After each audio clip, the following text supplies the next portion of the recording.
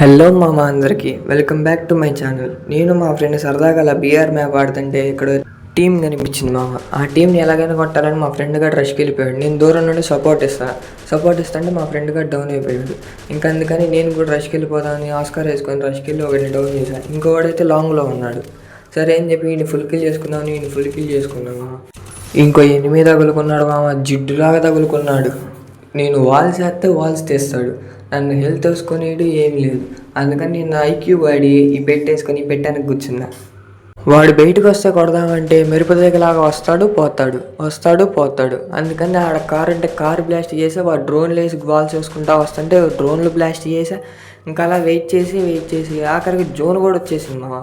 వాడు జోన్ వచ్చిన ఎంతకి రాలా, నేను తగ్గల. అందుకని ఇంకా మా ఫ్రెండ్ గారు లూట్ బాక్స్లో గ్రైనేట్లు ఏమైనా ఉండి తీసుకుందామని నేను వాల్ వేసుకొని ఎదురుకి వెళ్తే వాడు నా మీద సామాన్లు విసురుతున్నాడు.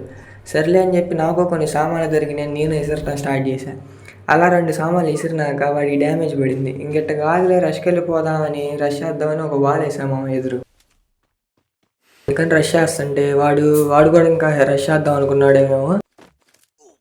ఎట్టకేలకు బయటకు వచ్చేసరికి ఇంకా ఛాన్స్ ఇవ్వకూడదని చెప్పి క్యారెక్టర్ వాడి మరి కొట్టేశా. జోన్ ఎక్కువ హెల్త్ లాగేస్తుందని ఇక్కడ లాస్ట్ జోన్ అయ్యేసరికి ఇన్హేలర్లు పీల్చుకుంటూ జోన్లోకి వెళ్దామని డిసైడ్ అయ్యాము.